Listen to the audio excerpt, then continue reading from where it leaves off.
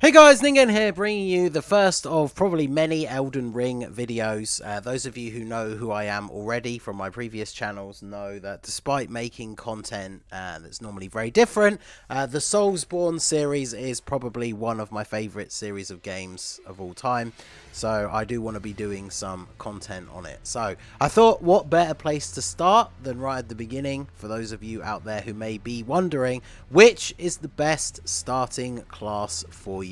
So Soulsborne games have always been kind of similar in the sense that when you pick one of these starting classes, you're not really committing to a class for the entire game. It's not like a traditional RPG where you pick a class at the beginning and then that will dictate for the entire rest of the game what your skill tree is going to look like, what kind of weapons you can use, and all those kind of things. For Dark Souls games, or Soulsborne or whatever, we'll just, I guess from now, this point onwards, we'll just say Elden Ring, right? But in Elden Ring, it's more of the starting blueprint for your character. So if you decide to start a hero who is less inclined towards certain types of magic or dexterity weapons, and then as you play through the game, you discover specific spells that you think are really cool, or a specific weapon that you really like and you really like the moveset, you can, from that point onwards, whilst leveling up, put points into the stats that dictate the performance of that particular weapon, even though the class you picked at the start was not the one best suited for following that kind of path. So that is why some of the classes are going to be better if you already have an idea of your playstyle, and then there is a very generic blank slate one that you can start with as well, and some people like to start with that with a little bit of a challenge. So let us go into some of the classes now very briefly. Okay, so the first class you can choose is Hero, generic sort of fighter type class. You start with a battle axe and a leather shield. This character starts off with quite a bit more strength than any of the other starting classes, as well as a little bit of extra endurance and vigor as well. As you can see, lower than average dexterity, as well as intelligence and faith, with a little bit extra in arcane. So this is going to be geared slightly less towards spells. Arcane in Elden Ring is the attribute governing discovery. It affects like resistances to certain things, but is not specifically spell related. So this character is going to be for your straight up like strength builds. Dexterity isn't far behind the average, so if you want to go for a strength dexterity mix, then it's not going to be the worst class to start with. And of course you already have a decent vigor and endurance starting level. Just be aware that you do start with just 1 point, I guess, at level 9, but below average mind, which is the stat that governs your FP, which is the bar that you need to do spells, but also weapon arts for specific weapons. So then we move on to the Bandit, the new version of the Thief class. You start off with a knife, short bow, and a buckler, as well as bone arrows. This character has average vigor, mind, endurance, below average strength, and then quite high starting dexterity, as well as slightly higher arcane, but you do still have below average intelligence and faith. So as the name suggests, this is kind of like a rogue, bandit, thief type class that you can make very high in starting dex. So if you want to go for dex weapons or archery, while still being a more agile character that isn't focusing too much on spells, then Bandit is a decent class for that. Personally, I feel like this is probably one of the least popular ones. It gives you like the less starting point, because most people are going to want to focus on either strength or dex and then a particular discipline of magic, whereas this character is kind of all in on dex at the beginning with not a lot of benefits in other places right from the start. So next up we have Astrologer. So this is essentially the mage class for Elden Ring. You start with a staff, a short sword, and a small shield. You also start with, as you can see, very high mind for your FP and very high intelligence. You have slightly above average dexterity while slightly below average strength. So from the start, if you are going to use any form of melee weapon, you probably will be leaning more towards dex. And then, of course, this character is the all-in on the intelligence-based spells. Starting off with a higher amount obviously means you are able to use more powerful spells earlier on, and starting off with the higher mind gives you that decent pool of FP to draw from in order to cast them.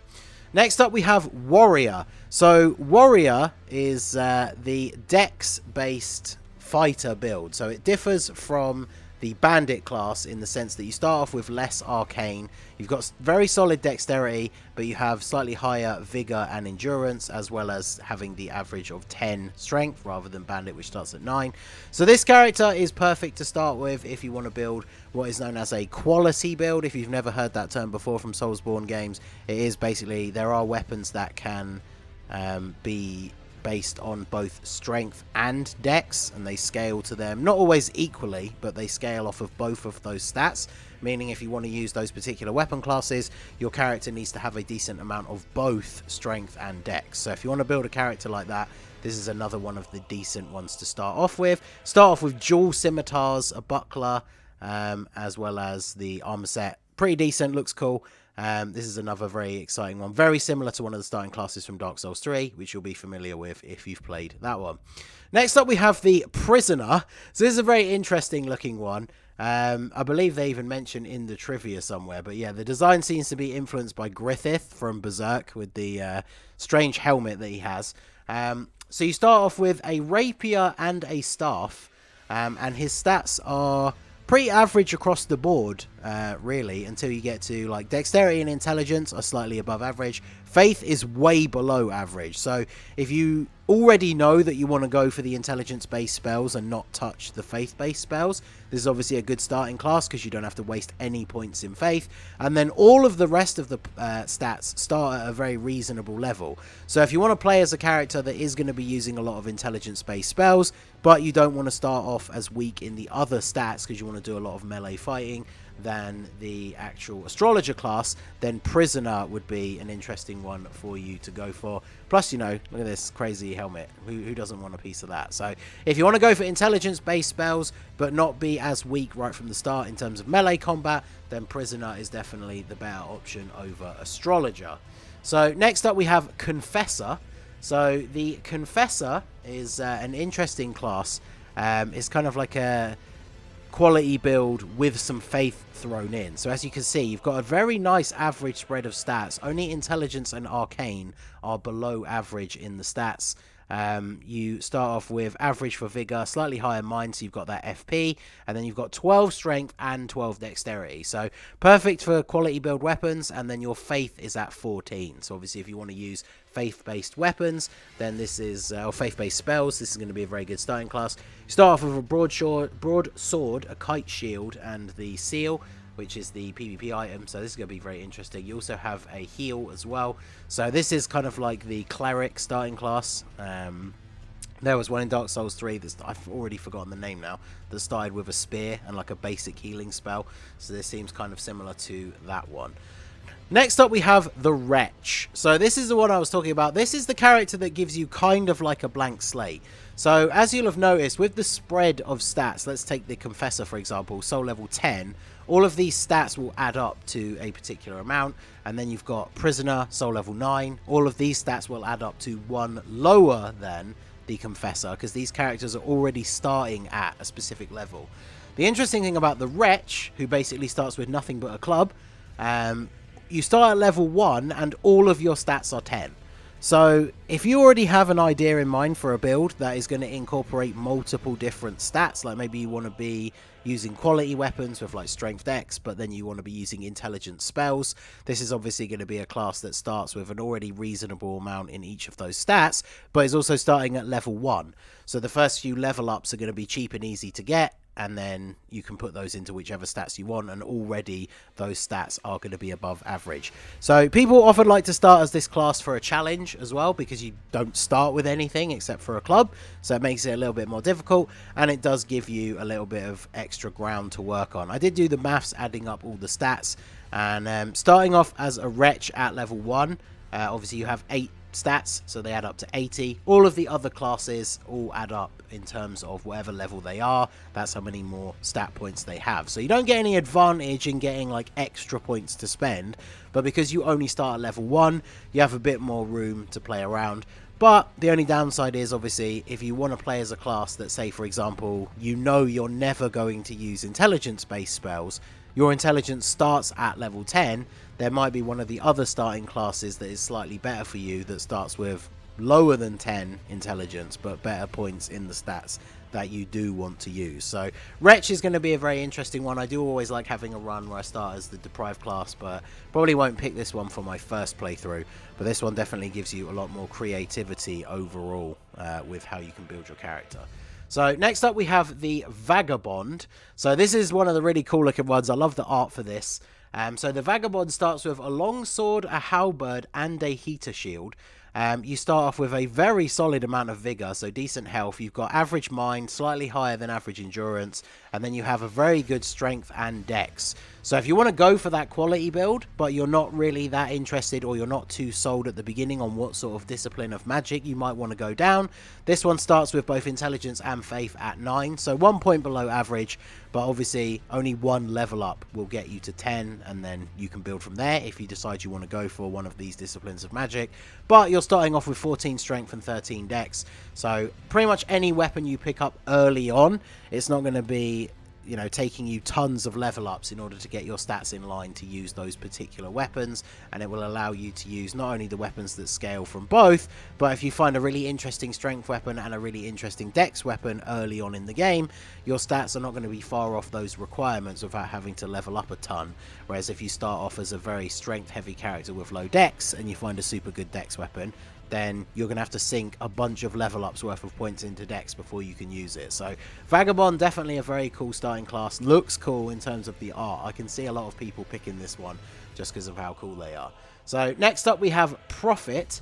So Prophet is the sort of high faith build if you want to go for miracles, but aren't too sold on your weapon of choice in terms of melee. They start off with just above average strength and average dex, average vigor, decent mind, because obviously they are going to be casting spells. Their endurance is quite low from the start, starting only at level 8, and endurance is going to be the stat that affects your stamina as well as your equipment load. So you definitely will want to get that upgraded sooner rather than later. Low intelligence and very high faith. So obviously if you know pretty much from the jump, if you've played Souls games before, that you're going to be leaning more towards faith-based magic than intelligence, then, like this is what I was saying about the Wretch classes, if you know you're never going to use intelligence spells, do you want to start as a class that has intelligence 10? Or do you want to start as a class that has 16 faith and only 7 in intelligence? So definitely more leaning towards the faith-based magic build for this character. Starts with a spear, a rickety shield, and it's interesting how the wiki lists some of the characters starting like cloves, but for some of the classes, but not the others. And then last but not least, a very interesting class. Souls games have always had katanas as weapons. They've never really had full-on like samurai armor, which is interesting, but we have samurai here as a class. So samurai starts off with the Uchigatana, one of the most popular weapons in Dark Souls 1 PvP. People have always loved katanas in Souls-based games.